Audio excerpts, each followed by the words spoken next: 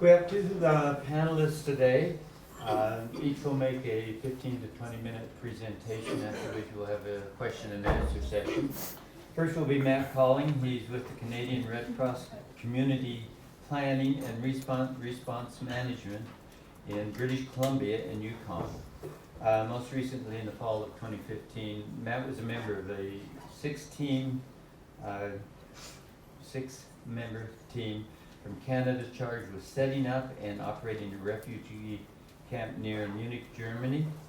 Ultimately, they processed 55,000 refugees. Among other things, Matt's also worked on Belgium non-profit whose mission was to decrease human trafficking.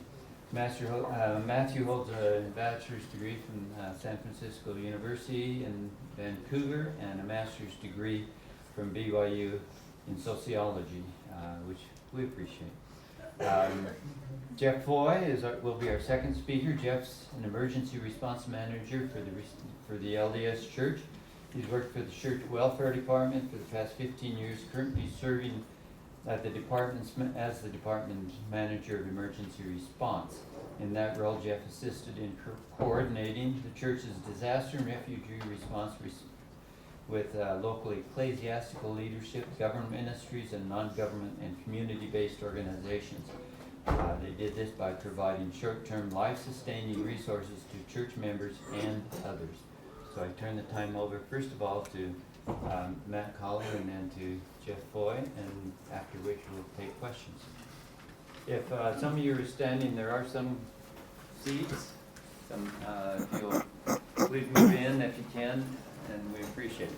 Also, while you're doing that, give thanks to Richard Davis, who organizes the Office of Civic Engagement, who provided the setup and helped with that.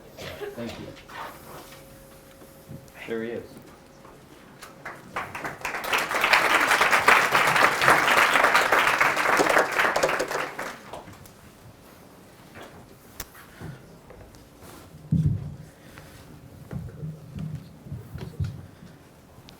I think I'll just walk a little bit on the front here, if that's okay. Thank you so much for the introduction, Cardell, and I really appreciate the opportunity to be back here, actually, to chat a little bit about this opportunity that I've had to work with the Canadian Red Cross and do a few things that are trying to assist in the global catastrophe that is the humanitarian refugee crisis that we see unfolding before us right now. As Cardell said, I was able to graduate from here a while ago, but it's been a decade since I started it just kind of hit me today. It was 10 years ago that I first came to BYU as a graduate student, and it's been quite a road to get to here again. And I really appreciate the faculty that I've been able to work with over the years since graduating. And yeah, so with that, I just wanted to jump right in. I'm going to give some context on what we do at the Canadian Red Cross, where I come from, real briefly, as it relates to refugees. And then I'll jump right into what we're doing and what we've done in Europe. The Red Cross, or as the movement is called, the Red Cross movement, it consists of the IFRC, the International Federation of the Red Cross, the ICRC, which is the International Committee of the Red Cross. One is charged more with war-torn zones. Another typically is involved with natural disasters. And then each individual country, there's 189 national societies. So there's the American Red Cross, the Canadian Red Cross. Each Red Cross follows these fundamental principles, these 7 fundamental principles, the 3 most important of which are humanity, impartiality, and neutrality. Those are the 3 things that allow us to work in war-torn areas, that allow us to give assistance to victims on both sides of crisis and allow us access into very difficult places. As you can imagine, as you know, as you've seen on the news, oftentimes natural disasters will overlap in war-torn zones. So we're very privileged and fortunate, and we maintain that level of neutrality in order to maintain access to contribute our humanitarian aid. One particular program we run in British Columbia and across the country is our detention monitoring program. Refugees who have claimed asylum in Canada, they'll come across to a border and they'll often not have their documents, and sometimes they'll be detained.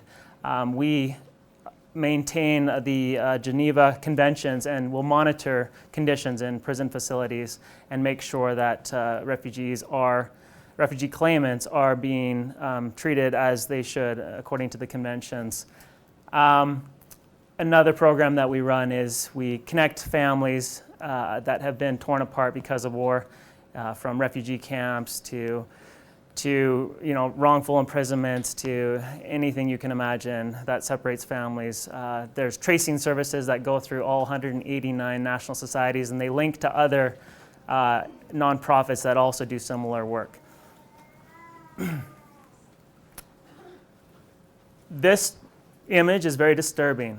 It has galvanized an entire globe since it first was published on September the 2nd of last year. Many of you recognize this boy. This is Aylan Kurdi. Aylan was on a ship from Turkey to Greece. He had been in a refugee camp. His father put him on a rubber dinghy. Let me not mistake a ship for a rubber dinghy. That's what he was trying to get across the Mediterranean Sea on. That's the gentleman that picked him up. There happened to be a photographer there that day, and he captivated this image that has since captivated the world. His aunt is a hairdresser who works 20 minutes from my office in Vancouver, and she had tried to get her family out of the refugee camp and into Canada and had been denied refugee status. I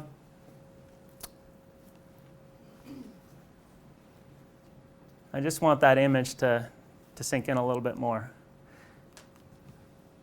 That's a few of the graves that didn't get an image.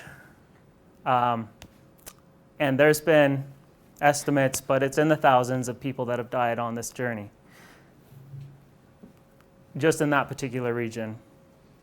This is a bit of a breakdown of Syria. Gives you a sense of some of the areas that are held by the regime, some of the areas that are held by the rebels, as they're called, rebel-controlled. Some where Hezbollah has a presence, some where IS and rebel contest each other, and then more recently where Russia has a presence. It's very complicated. There's a deep and long history that has led to the events that we are watching unfold right now, every day. That gives you a sense of the death toll. These are all estimates. This is kind of gives you a bit of an average. These are from, when it's dark green, that's 4 sources that are confirming those numbers. So you can get a sense of what the death toll has been like. It's significant. More than 4.5 million people have fled the country of Syria. I wanted to kind of try to put that in perspective. And so what I've done is I've taken a shot I caught off the internet. This is Laval Edwards Stadium, which we are all fairly familiar with. I assume most people in here have had an opportunity to be in that stadium when it was that full. That's 63,470 capacity. Roughly, that would be the amount of people that have come to Europe in the last few years since the conflict has unfolded. Is about 7 of those stadiums full. That's an amazing number to just kind of wrap your head around and just go back to remembering what a entirely filled stadium looked like, and then try to picture 7 of those. That's how many people we're talking about are physically walking, getting in rubber dinghies, riding bicycles in northern Russia, and every possible way trying to get just to Europe. That's only getting to Europe. It's 450,000 people, roughly. This is how many people have left. Syria. That's something closer to 4.5 million. I'm a bit of a visual learner, so I like to try to get a more tactile representation of these numbers. The numbers are basically unfathomable. They're so difficult to process and wrap your head around.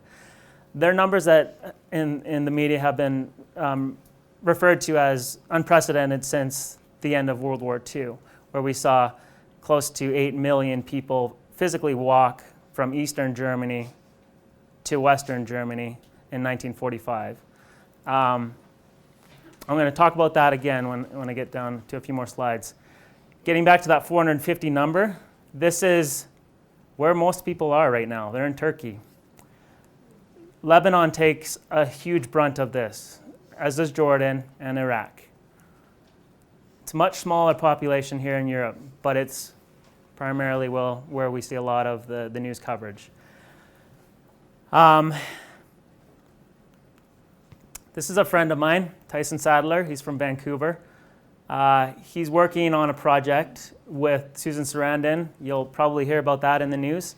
And they basically went to an island in Greece called the island of Lesbos, where many of these refugees will come to as part of their voyage on their way to Europe. That's what they travel on. As you can see, that's way over capacity. It's got tons of people, and most of them have life jackets. I would say most don't swim. That's them arriving. These are photos taken by Tyson. And that's just a shot of it kind of makes it hit home, I think. It's called the life jacket graveyard, I think they referred to it as. In the fall of 2015, 11 days after that photo was released and went viral of that young boy, I was on an airplane to Germany. The German Red Cross had been charged with basically assisting the government, acting as an auxiliary to government in order to assist the already established system that was processing refugees by the thousands. And after that photo went viral, it compounded to a level that they hadn't seen before and that they could not manage. So they worked with the German Red Cross. The German Red Cross worked with the Canadian Red Cross, and I found myself here. This was about 4 days after I landed. That's a very picturesque camp that you might want to stay at, but I can assure you the sun was just shining that way that day from a very tall ladder that a fire truck had.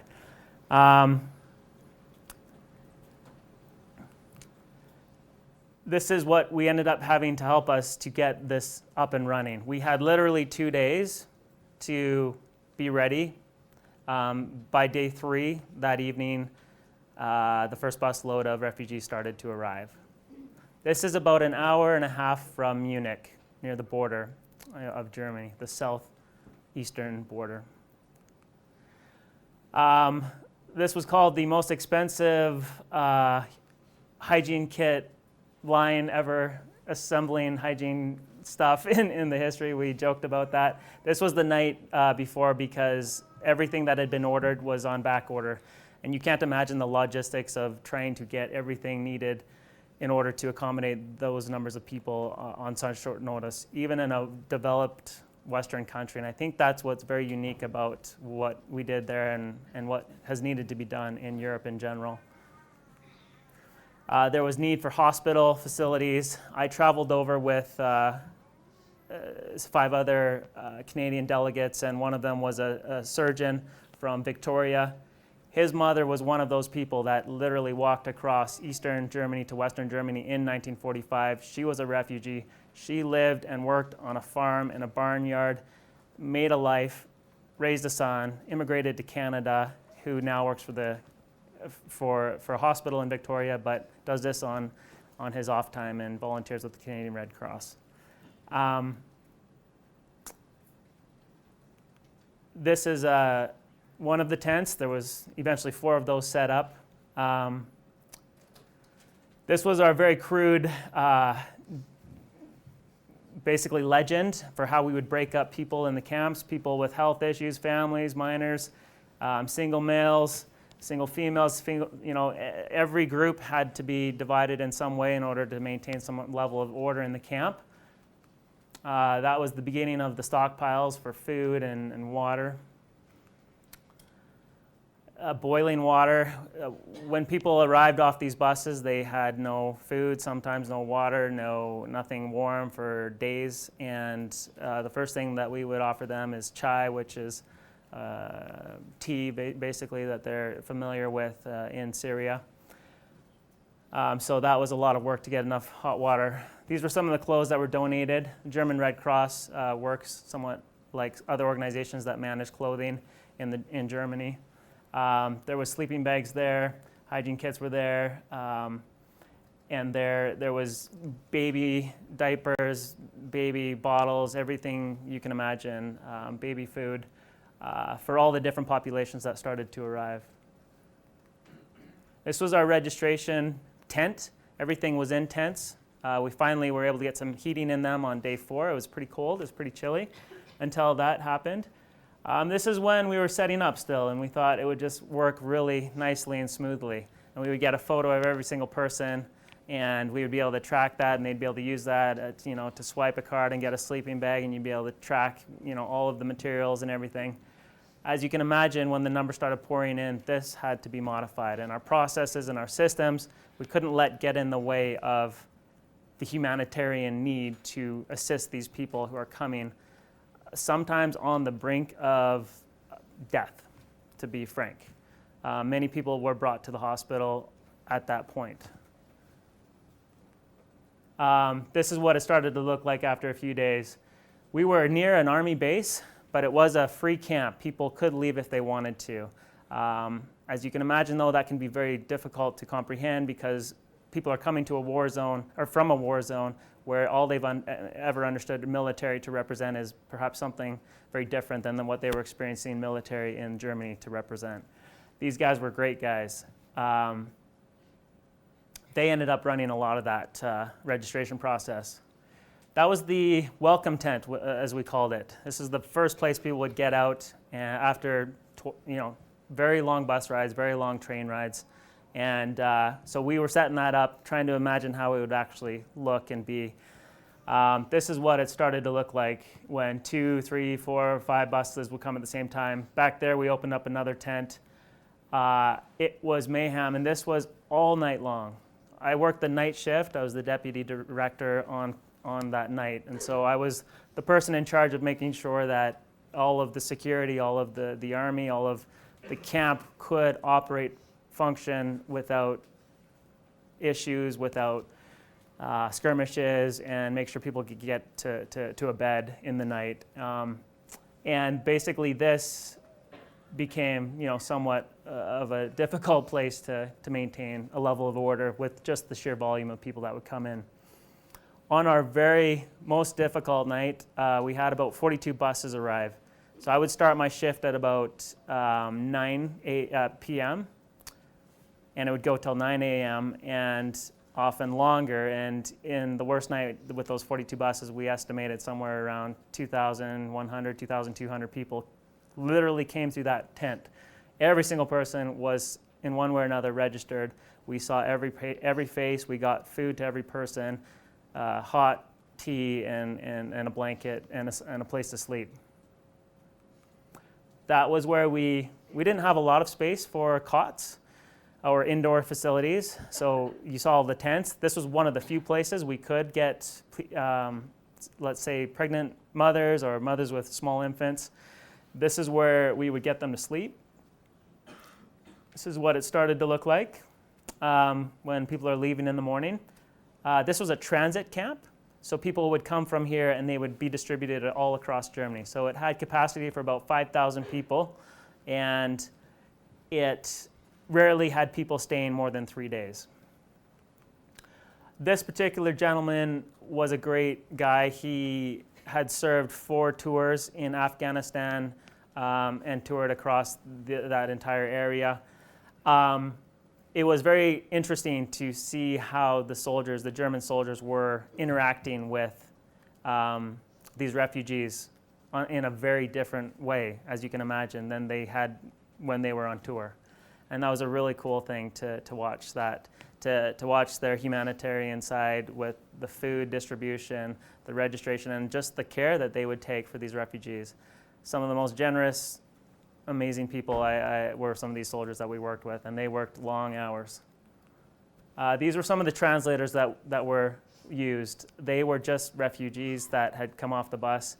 These guys were awesome, and we used so many people like that. And we started with hand mannerisms, a lot of charades. You got really good at being able to,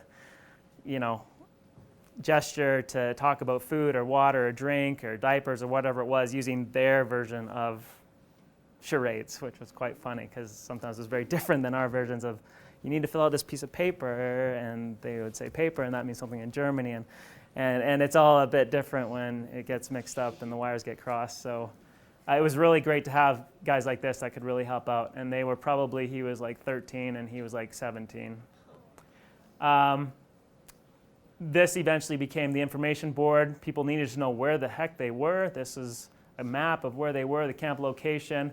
We had writing in Arabic. There was 2 other dominant languages, Farsi and Urdu, that unfortunately, with the little limited time we had, we didn't have time to get everything translated like that. But as you can see, this becomes crucial, because if you can't speak the language and you're left, at least you have some signs that can point you to the right place to go. With that many thousands of people get lost. This was a gentleman that works in my office. He is Syrian. He's a refugee himself to Canada. When he was 13 years old, his family came over, and he was able to come and help, and he was invaluable. That's an example of how many buses would depart the camp in just one day, and how many would come in would be more than that, because hundreds would leave and go to family members, which took a lot of burden off of the system. They could, find a place with family. This is one family that I was fortunate to be a part of this reunion. Because of time, I'll just briefly talk about it. This particular man had been in Germany for about 2 decades. This particular man was his brother, and he just arrived 2 hours before this. He had heard about a camp. He didn't know where it was. He waited at the gate. Sorry, he had heard about it, and he waited for him to come for 2 days. He just parked his car out there and waited.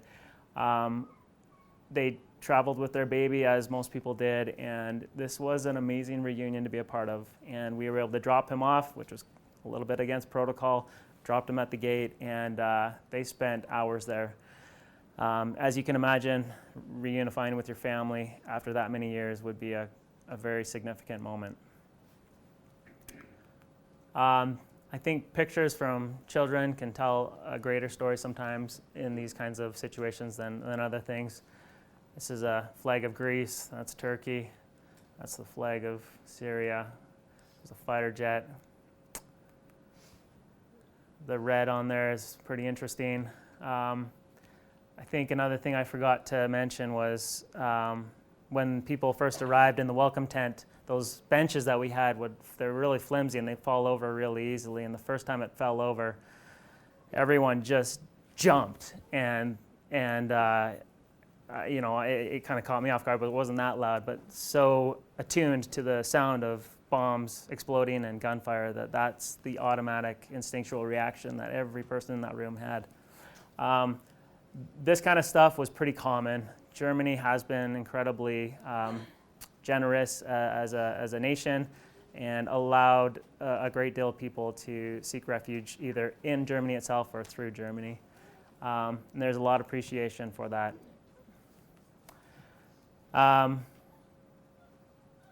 It's an example of a little girl who hadn't eaten for 3 days, got some chocolate milk, and finally smiled after this photo, and her mom wanted to take the photo. This was what he called his best day.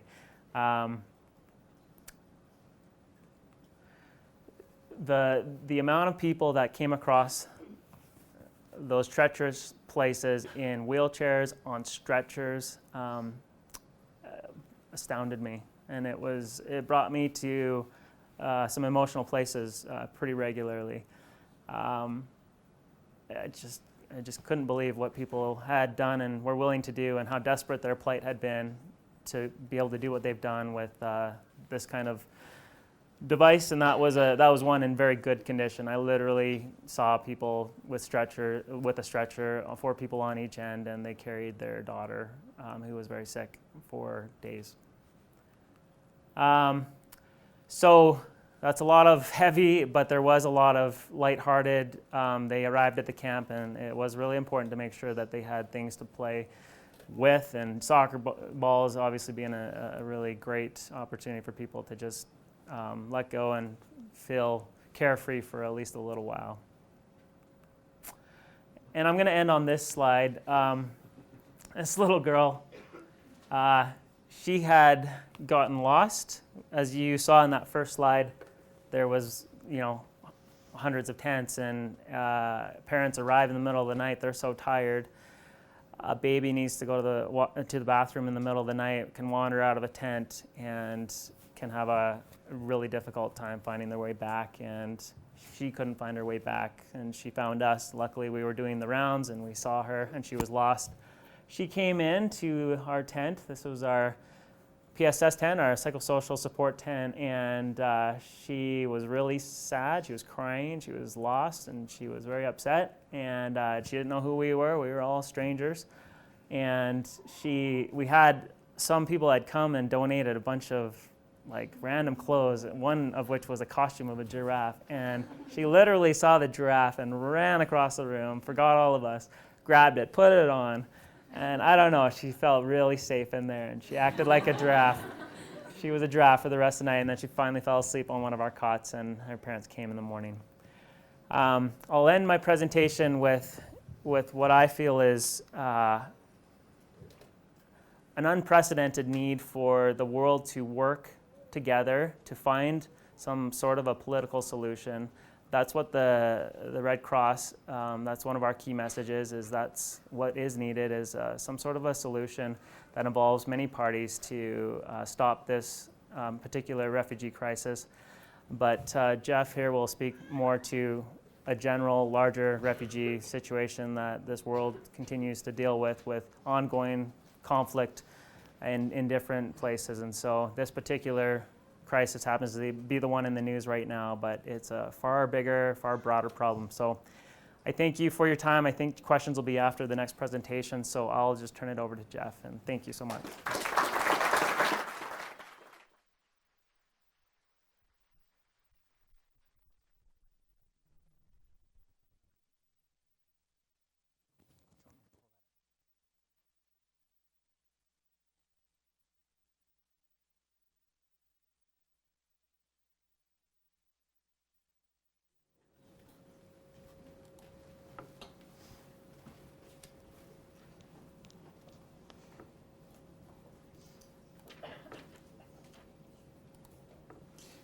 Thank you, Matt. That was great, wasn't it? Nice to see all of the work that amazing people are doing throughout the world to help in times of need. As Matt described, I'm going to just talk a little bit about kind of the global crisis that's going on with refugees. Now, as I begin this presentation, I'm going to use that term refugee very lightly. Refugee in this presentation could be a number of things. It could be internally displaced people, IDPs, that basically are refugees. They've been kicked out of their home. They just haven't had the fortune of crossing a border and are still facing some of the conflict that occurs to cause them to leave their home. It could be asylum seekers. It could be a variety of other terms that maybe you've heard. I'll just kind of lump that all together with that term refugee. Now, this is a growing concern globally. It's estimated that more than 60 million refugees exist today. That number is increasing from year to year.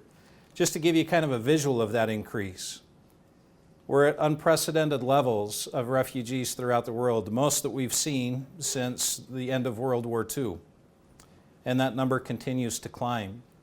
Give you a feel for where the refugees are coming from. You can see a lot in Central Africa. There are quite a few refugees that are fleeing the Middle East, and that's basically what Matt was talking about today. Several in Southeast Asia. You see quite a few over in Latin America, mainly in Colombia.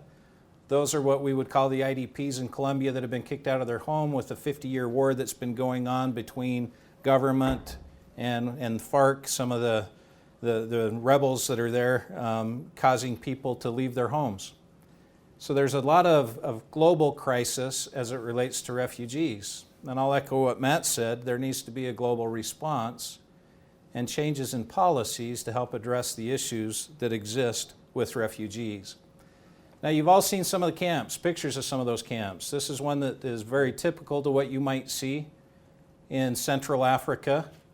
Literally cities, 80,000 refugees living in tents, not very comfortable. Some of them living there for quite a bit of time. Just got a report earlier today from the World Food Program that talked a little bit about the escalation of refugees and the need to continue to support. And they're saying on average, those that fit into the categories that I'm discussing today are receiving assistance for about 17 years. So it's not just a quick fix, quick solution to this. It's an ongoing challenge that really impacts governments and communities for a long time. Now, while you might be familiar with some of the camps that look like this next camp might not be one that you're overly familiar with. This is a camp in Jordan. Now, you look at that picture, you see quite a few things, a war-torn country to begin with, and refugees are fleeing towards a war-torn country. Kind of speaks to the calamity of the country that they're in. Now, mixed in that mass of people, you've got Christians and Muslims that are in conflict with each other, trying to live peacefully together, but philosophies and religion and other things continue to create some of the conflicts. Now, in these camps, they're living in some of those bombed out apartment buildings. Some of the refugees that you see there are fourth generation refugees. They've never known Syria. They've never known some of the other countries that they've come from, although they talk about it as if it were home. If they were to return, they'd know no more about their homeland than they know about their adopted land. It's kind of a tragedy to see all of that. So where does the church fit into all of this? Perhaps I'm grateful that I'm here at BYU because it gives me a chance to share some things from our prophets and share things maybe in a different way than I might share to different audiences. But President Monson said we're a global church, brothers and sisters. There are those throughout the world who are hungry. There are those who are destitute. I think we should not put an artificial border around need. The Lord didn't, and we shouldn't. So within the church, within the welfare department, we've taken that to heart. Like the Red Cross, we do our best to live by the principle of neutrality. As a project might open up in Syria, there might be a project in a neighboring border country where there are conflicts that are going. We try our hardest to stay as politically neutral as we can and offer assistance to both sides of the challenge that's there, in an effort to help the people that are in need. Now, let me talk a little bit about how the church responds to some of these disasters.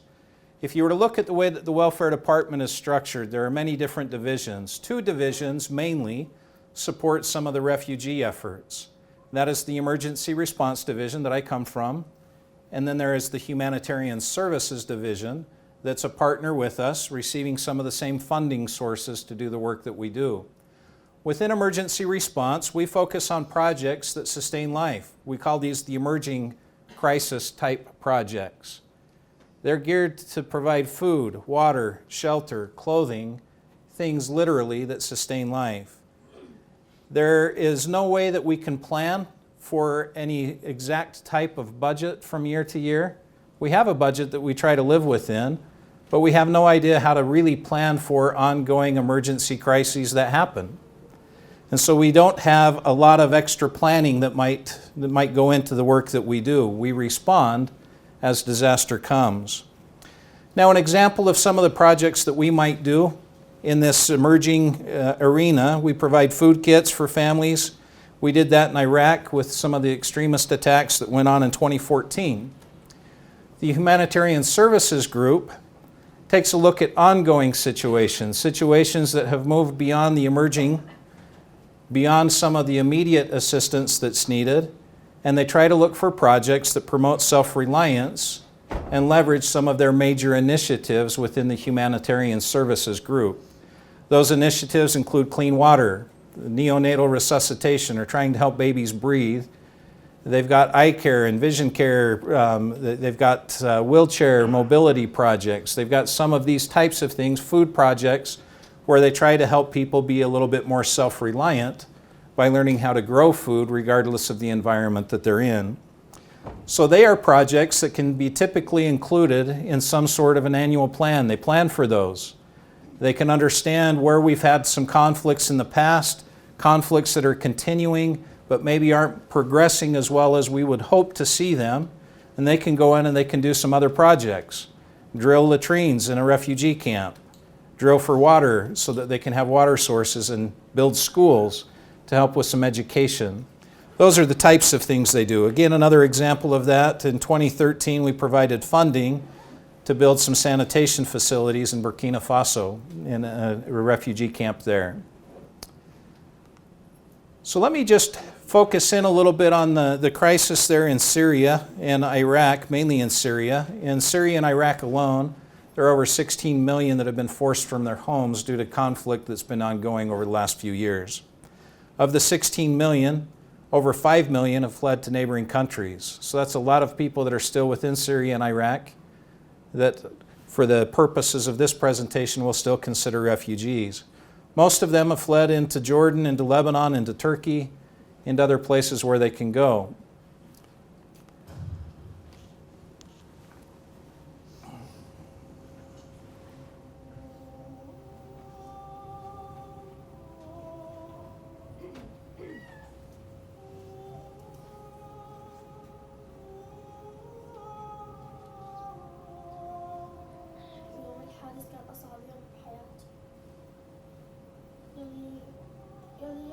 أول ما انصبت يعني ما عاد عرفت إنه ما عاد يعني أمشي، عرفت أنا يعني أيام يعني كتير حلوة، بس يعني جام هيش تميت 5 أشهر.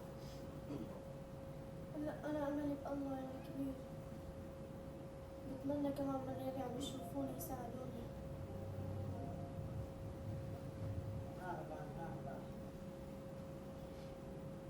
When I saw Nadia, I had this immediate connection. That's one of my girls. She's 12 years old. She's just 12 years old. When Nadia and her family came out of Syria, they lost everything. They had nothing but what they wore out. And Nadia, in a very personal way, lost her life as she knew it. And I could see how very life-changing this was for Nadia. And I wanted to wrap my arms around her and love her. يعني الأدب استطاعت الإنسان أن يؤدي إلى واحد إنه ينفق ومشان يرجع الفرحة للبنت يعني. Jim, got it? She says thanks. Shukran. We recognize the tragedy of the situation that's going on, and we put our arms around them and love them, and that's what they need. حياة نادية صعبة هيك بعد ما هيك كانت إنه طول شو قاعدة هيك. كمان عم أول منزل عطاني يعني أملي بالحياة لما. It's a privilege to be able to serve people, and it's easy to love each other.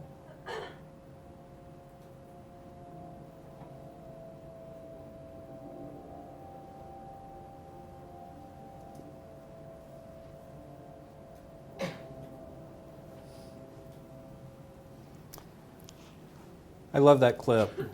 I think it paints some of the reality of what people are facing.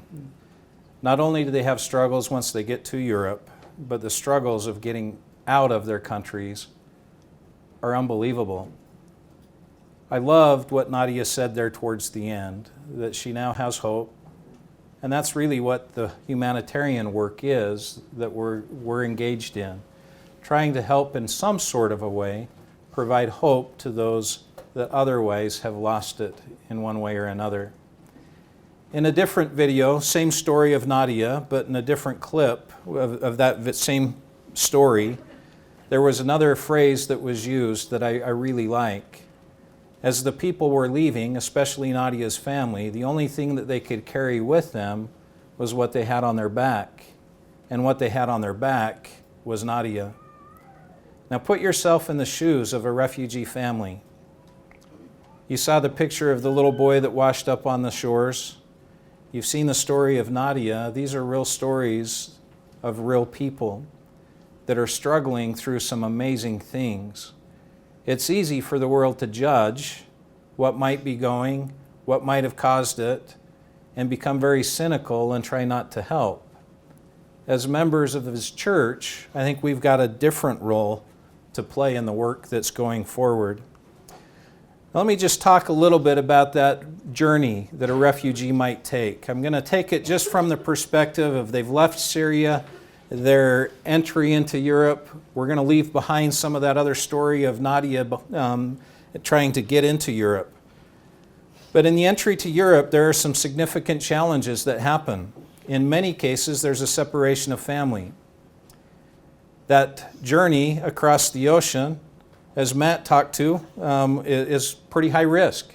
There are thousands of people that have lost their lives in that journey. Now, in some of those camps, in Lesvos and others that are in Greece, the culture is a little different. The Syrian children, that we would call children, teenagers, in Syria might be considered adults. They've made that travel on their own without any family or without any parents. When they get into Greece, that looks at them still as children, they're not sure quite what to do with them. They can't assimilate them in as a family unit. And they see a bunch of underage minors and they don't know quite what to do. Many of them have literally gone into camps with barbed wire and fences while they're trying to figure out what they're going to do with that. I don't know if you had a chance to see any of that where you were at, but it really is a sad state of affairs. Children not knowing what to do, boredom sets in. You can imagine some of the other things that could happen there. Again, at this point, some of the critical need is some of that emergency life-sustaining support, the food, the water, the shelter, medicine, clothing. And as a church, we've been able to help in every single one of those areas. Now, once they make it to Europe, they're not finished. If you can imagine leaving Syria, entering into Greece that's got its own challenges financially, they're not able to support the numbers of refugees. I don't think any country could support the number of refugees that are flowing into Greece at this time. And so the people then become in transit. They hear of hope that comes from a statement made in Germany that all that come will help, will assimilate you into the country. There is a place for you to be. And even though that they know that might not be reality, they hear the hope and then they go. And they travel some very long distances through some very tough terrain, through countries that are fairly unstable themselves in many cases, trying to get to a better life. That journey is just very, very difficult. Again, they've got some basic essential needs. They've got need of food, of water, of medicine, of clothing, of all of those same things that they needed when they entered into Europe. Then when they get to their country of destination, there are really a couple of things that are going on here. They begin that registration process again to register into that country where they are hoping to stay. That process is lengthy. It takes some time. They're living then in some very primitive conditions as refugees until they're able to get a different status and hopefully get legal ability to work in the country and do some other things. In the meantime, they've just got some very primitive living conditions. Their needs start to change. Many of them stay the same. They need food, they need clothing, they need shelter, they need all of those things. But they also start needing some other support things like language ability, jobs, and other infrastructure that many of the countries are unable to provide. And then finally, for those that do make it, for those that have made it to their final destination, there's the long process of getting asylum so that they can start to legally work in the country and receive some other social benefits that otherwise they might not have had. That, in essence, is the journey of a refugee leaving Syria and entering into Europe today, minus the part of getting to Europe. Now multiply that by roughly 1 million people that arrived just in 2015, with an estimated 1 million more that will be arriving this year. Matt showed a picture of a boat. Here's a top view of one. If you can imagine just one of those little dinghies, jam-packed with that many people. You saw the life vest graveyard. As you take a closer look at some of those life vests, you notice that they're not filled with flotation devices. They're filled with whatever material can be filled in there to make them look like life support, and they're really not. Now complicate that with the time of year we're in as they're coming. If you can imagine not having much clothing or anything else that's been taken away, or you're traveling light, and then you're living in a tent with all of the gaps that are in a tent and all of the wind that's coming through, the snow and everything else. As a parent, I can't imagine much more heart-wrenching than that. But there's a lot of great work that is going on through the church, through other NGOs, through governments. There's a lot of good things. As a church, there's been quite a few projects. We've divided a lot of our funding up so far to where there are area projects that are being done by local wards and stakes. We've also got some projects where we're trying to fund Red Cross and some other organizations that are helping with the sheltering and other things. So here's just a picture of Frankfurt, Germany. A stake there where the youth packed a bunch of items, some clothing, some other items to go to refugees that were there arriving in country. In Scotland, Relief Society sisters sorting clothing, bedding, hygiene items, again, that they can distribute throughout all of Europe to help with the refugee crisis. We've done partnerships with UNHCR, the refugee organization associated with the United Nations, where we've built with them a great deal of housing units. Now, it's not the normal tent that you see with refugees. IKEA actually builds them. They've designed it. It's like a 15, I don't know how many of you have ever tried to put together furniture from IKEA, but imagine 1,500 pieces to build this shelter that's about twice the size of the tent. It can have solar panels installed on the top so you can have electricity in there. It blocks the wind fairly well. It gives you a lifespan, instead of 6 months on a tent, about 1.5 to 3 years. And you actually have a door so you can have some security as opposed to what you might have with the tents.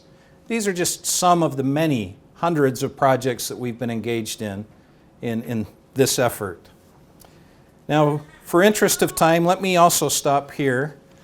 Let me just share, if I could, maybe a spiritual end to what I'd like to talk about with a fairly unrelated story that I'm hoping you can relate back to what we're talking about. There's this story told of a king in history that gathered some of his greatest men, his most trusted men, called them together and gave them the challenge to go out and create a man fit for a king.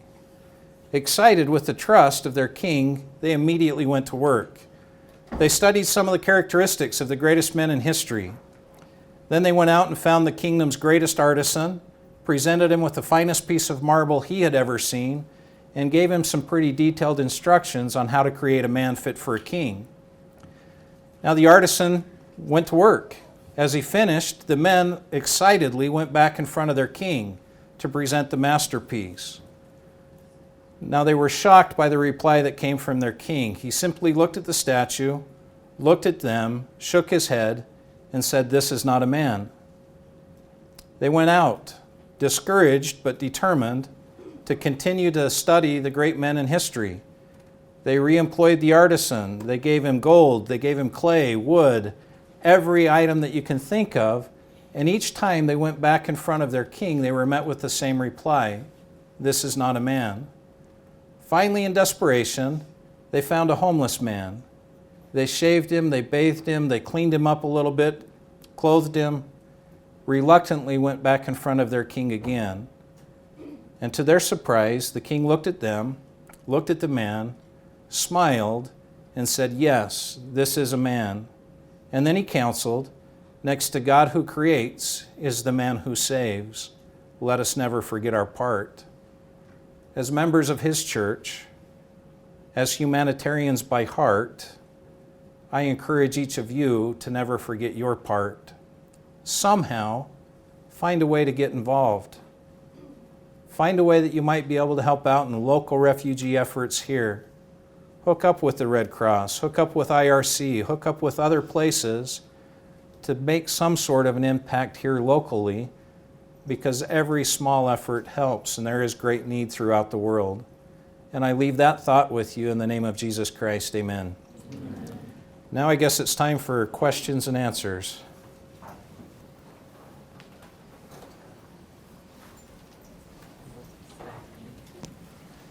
So my name is Jose, and I'm an international studies graduate.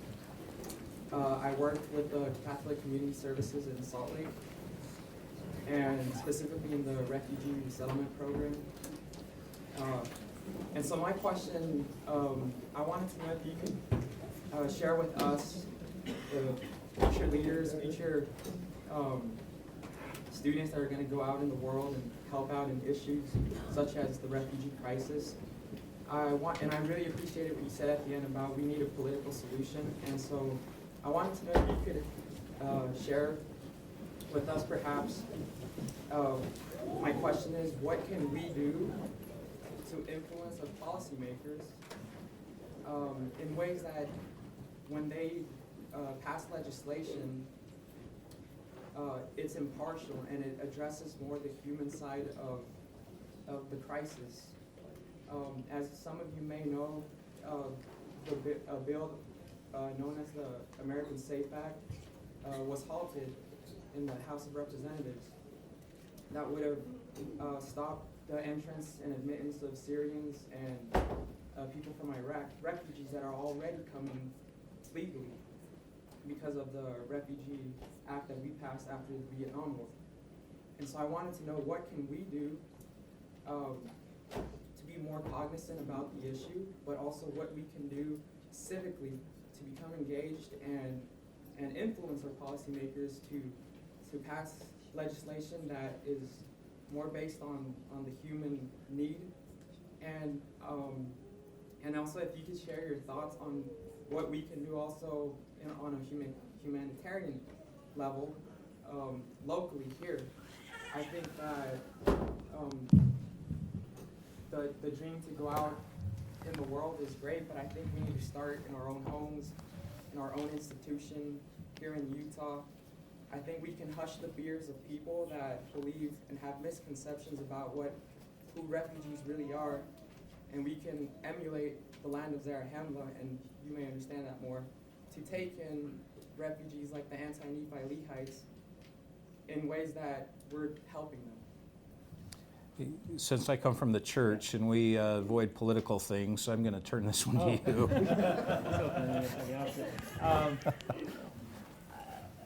There's a few questions there. I'll try to nail a few of them. I think the first thing you can start with is yourself as an individual, and I commend everyone who's had the interest and wanted to learn more, who's attended this, to keep attending these kinds of events. They happen regularly. Different societies, schools, facilities, churches put these kinds of things on, and it allows you to engage at a level and be current in your affairs so that you can know how to talk about these issues, these complicated issues. So starting with yourself, and then you can look, around your community, around your neighborhood. I can't really speak to the congressional way of, supporting or pushing legislation one way or another in the States. I'm a little bit more familiar with the Canadian way in which you do that, and that's, the typical writing to your local representative or, showing up at their office and trying to hook up with groups that are trying to push legislation in a way that is in thinking or in line with your thoughts that you mentioned. And I guess the third piece of how to get involved on that humanitarian level, I think everyone finds their own way and their own path and their own group that speaks to them. And here in Salt Lake or Provo, Utah, there's a variety of different organizations, from the Red Cross to the United Way to the Catholic Relief services. Relief Services group, who are a worldwide organization, to many others like that. And then there's actual refugee-specific NGOs and nonprofits that do this kind of work that you can also get involved with. Look for ways you can volunteer with them. Look for ways in your local community, your church, whatever that might look like for you as an individual. You'll find a way that you can help if you look for it. I think that's, yeah, I'll leave it at that. So will I. How does your trolley work? Like, if they ask you a question about where you're from, how much are you allowed to say as a member of the church? This, I guess, is directed more towards that. Like, if you say you're from the Church of Jesus Christ of Latter-day Saints, and they're like, who's that? What are you allowed to say in terms of religion, or how does that, what does that look like? Great question. Some of that depends on where you're at in the world.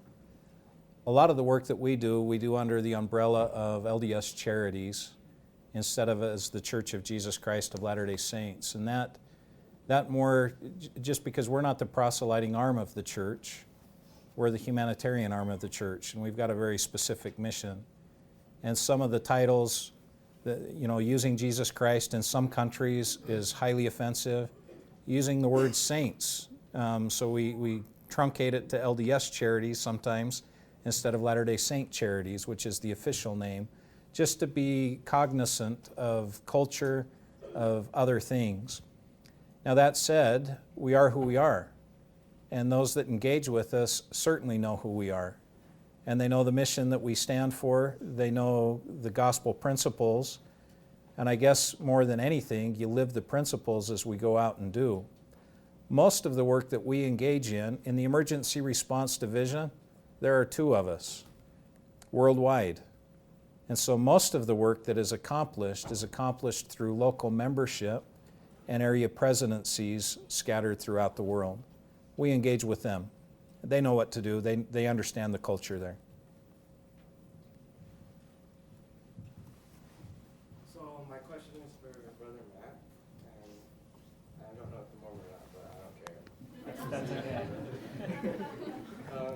So if by some miracle the Middle East oil were to disappear tomorrow, do you still think that there would be 1, a refugee crisis, and 2, a war on terror?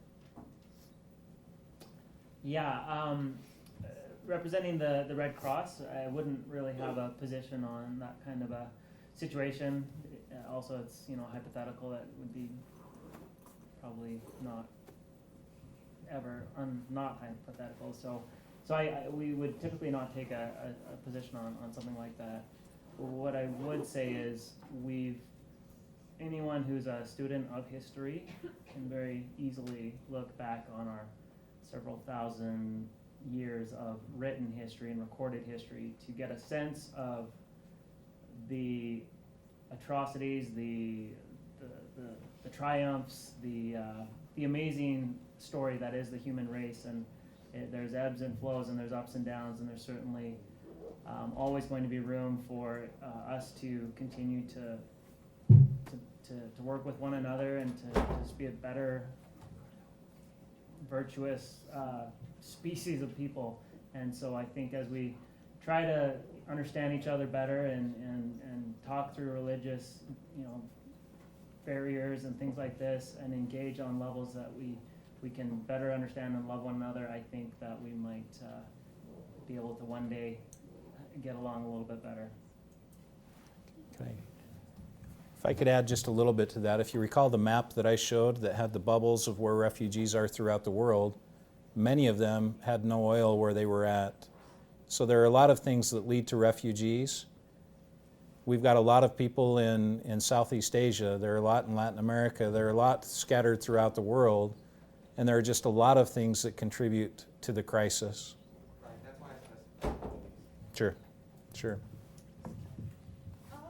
So Utah has a long history of helping to resettle refugees and everything and stuff. And part of that has to do with church, but with the Syrian refugees that are going to be coming to the area, what do you think are some of the greater cultural considerations that NGOs and volunteers should be keeping in mind?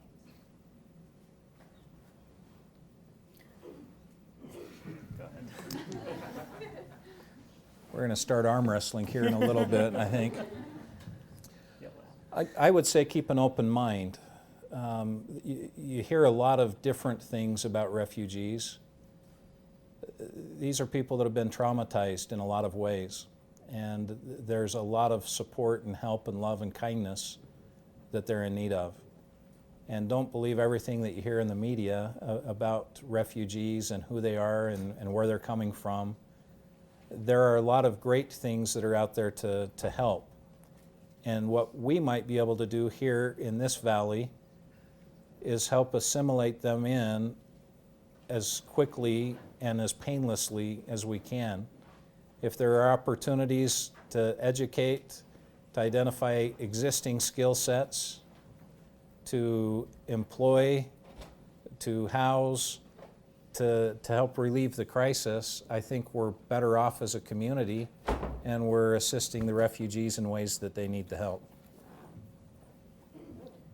Yeah, and just to follow up on that, in Canada, our approach has been a little bit different. We've had a new government elected, and there's a push to get 25,000 refugees brought into Canada by a certain date, and the assimilation that goes with that has been significant. But I think what is so amazing is to watch and see, despite what you hear on this particular news channel or this particular isolated incident of, you know, the several million people that are migrating one place or another, is watching the outpouring of support and generosity from the public, from the general public. In Vancouver specifically, there's a multi-agency partnership group that is taking those offers, and the offers of clothing, the offers of accommodation, because there's already a housing crunch and crisis in Vancouver, and it's difficult to find a place to live. So there are people literally offering their homes for refugees, and that's always heartwarming to see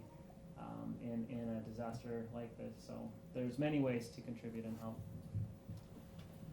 My name's Isaac Olive, and I had two questions. I guess the first part is in response to your question. I'm the president of the BYU Humanitarian Club. We just started it. I started it about a month ago, and it got approved. So if anyone's looking to be involved, is for faculty and staff and students, grad students.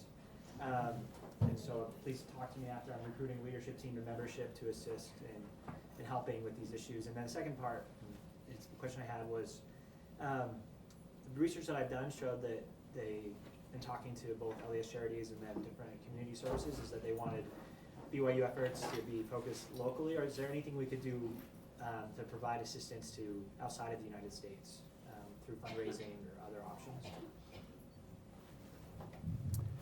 Sure. Let me reference the letter that just came out not too long ago from the First Presidency that many of you probably had read in sacrament meeting, that highlighted a couple of things that can happen. One of those you mentioned, the local efforts to help with refugees where we live. Another was to contribute funds to the Humanitarian Aid Fund was the example that was given. You might find some other places where you could donate some funds as well. Some of the reason I think for that is I can introduce you to some of the challenges I have every day when a disaster hits. An earthquake hits in Chile, and I get several phone calls with people that are trying to give me flashlights and other things that maybe aren't even the need there, and some don't even bother to call and ask. They just send it my way. And if there's not a request for that, if there's not a need for that, then it's very difficult for us to send it. And we've switched our model, at least within the work that we do. We don't ship like we used to do decades ago. Most of what we do, we buy locally. And there are a couple of reasons for that. When we buy local, it's product that they're familiar with. It's food that they already know how to cook, that they know how to eat, that they like. It tastes good. This might come as a surprise, but a lot of people don't like American food. They really don't. And so when we send it, there's an awful lot of waste that happens.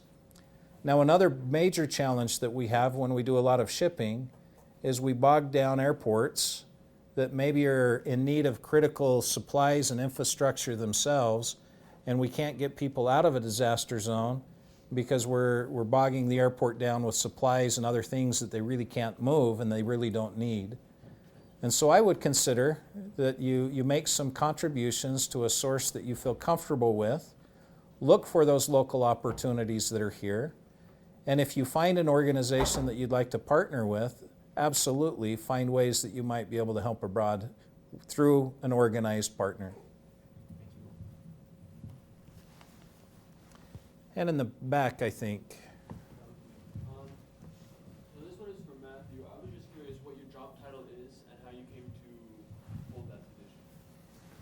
Sure.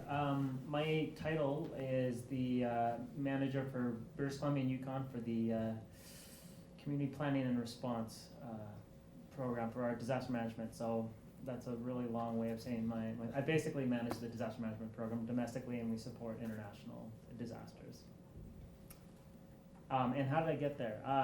It was an interesting path. I've got, like my colleagues introduced, I have a sociology graduate degree, and I did a lot of volunteering internationally, and then eventually was able to find some organizations that I was fortunate to learn a lot from and help be a part of their evolution. Actually worked as a program director for some time, and then a director for the local nonprofit here in Provo called Help International. They send students around the world doing humanitarian work, development programs primarily, so not necessarily the emergency response stuff, although I think they're getting more into that now. So there's a variety of organizations like that that are out there, and you can find ways to volunteer with them and find out if it's something you're interested in, and kind of an office environment you'd want to work in. I think the emergency management field is a bit of a tricky field. It's limiting as far as your hours of work and the time you can sometimes spend with your family. You're kind of at the mercy sometimes of disasters, so there's lots of things to be aware of in going into that kind of a field, and it's definitely something you want to talk to people in the field about and get a better sense of what it's actually like. Some of it sounds a little bit more glamorous than it actually is on the ground when you're working some pretty crazy shifts and you're working with some tough stuff. So yeah. Hi, I have a question maybe for Jeff, Brother Jeff. So the church has strongly encouraged humanitarian aid in all sorts of refugee efforts and disasters. And I was wondering if any branches of the church have advocated for or taken any position on actually opening America's borders, or if that's like too much of a political issue for the church to be involved in. Yeah, as a church, we don't do a lot as far as advocacy goes, but I can tell you some of the things that we are doing here. Through the Humanitarian Center in Salt Lake, we work with annually about 200 refugees.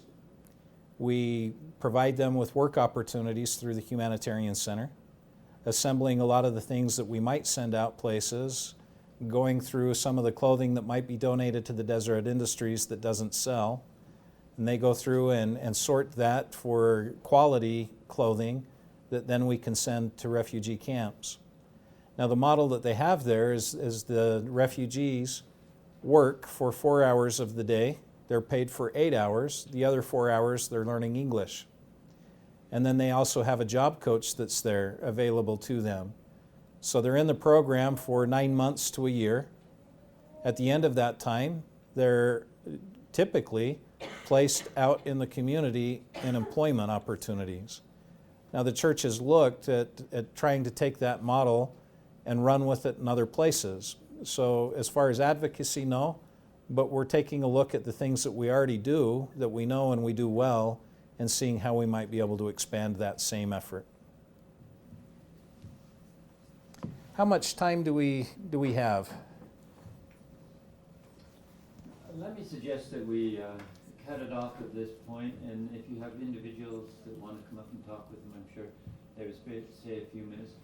There is another event that occurs here at 5:30 in 15 minutes, and so we probably ought to vacate the room.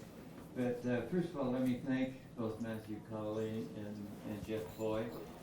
Would you please